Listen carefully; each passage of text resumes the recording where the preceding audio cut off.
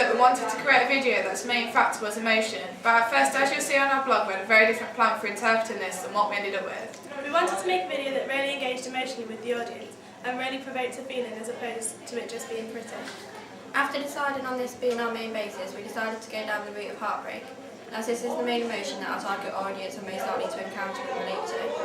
We had to consider the ancillary products very carefully after achieving the emotion that we did within the video. Eye contact was a vital aspect when taking the photos for the ancillaries, as this was the most striking thing about our video. We felt like our video portrayed practically all its emotion through the eyes, and therefore we decided to maintain the close-up used throughout the video in order to visualise the eyes clearly.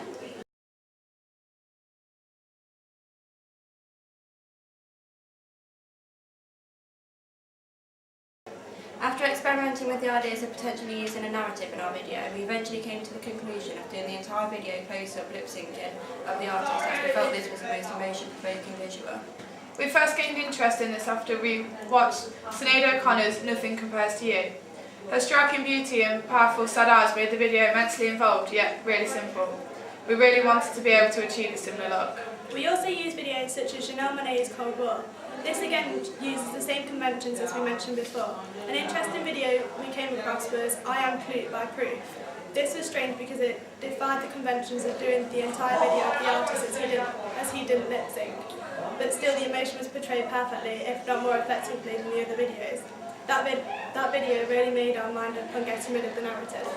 Again, looking at Sinead O'Connor's Nothing Compares to You single, she used a close-up side view of herself for the front single cover, which goes with what we said earlier about maintaining the message we were trying to convey throughout the whole project. Makeup was also an important emphasis in order to make the art stand out.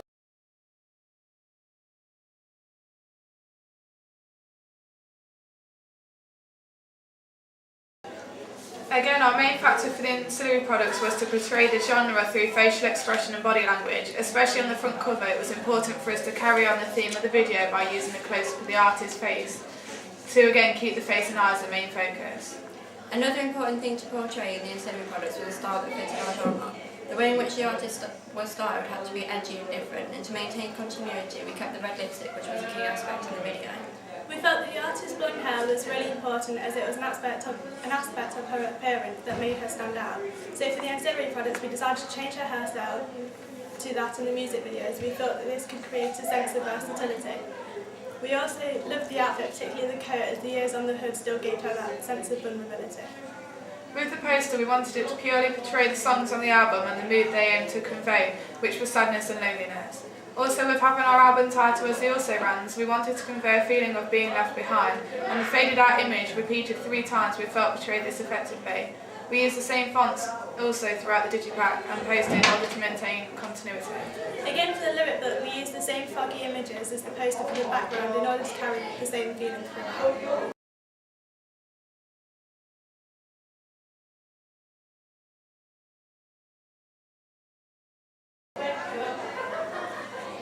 I think that despite having changed our minds various times about the content of the video, we ended up with something that portrays the message we wanted to pretty well. After we decided against including the narrative, I think we researched into enough music videos that use the simplicity of just the artist lip syncing in order to convey the same professionalism in our video. We really took our time over small things such as the makeup on Leonie's eyes. We used about 10 pairs of false eyelashes by the final thing. But also things like lighting, despite the video looking simple in terms of filming, the planning and preparation that went into it was in great detail. We used trial and error methods to evaluate how Leonie's face looked through the camera with different lighting, different hairstyles, different camera shots, different styles of makeup, etc. And in the end I think we're all happy with our final result. The bit I think I'm most pleased with in regards to the video is the crying. It took so many takes and attempts in order for it to be enough to look real and effective.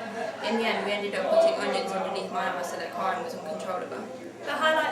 This highlights the importance of audience feedback though, as our first video didn't incorporate tears and several people suggested this, and we feel it improved our video by miles.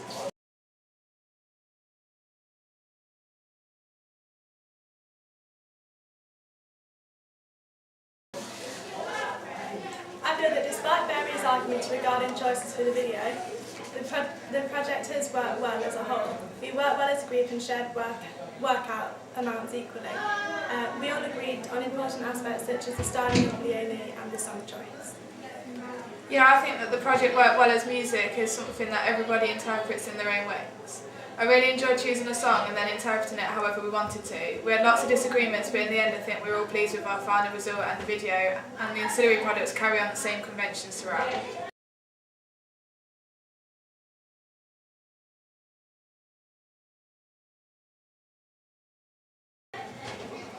I think we would have kept the same song, but in the advantage of hindsight, we would have definitely managed our time much more effectively and not have bothered with the narrative that spent even more time perfecting the close-up video. As regards to the ancillary products, again, time management would be something we would have handled differently. If we were to do this over, we would definitely leave ourselves more time in order to complete the products in a more detailed standard.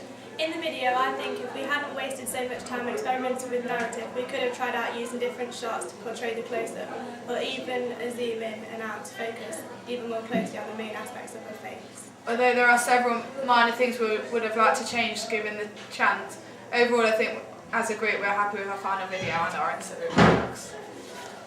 The end.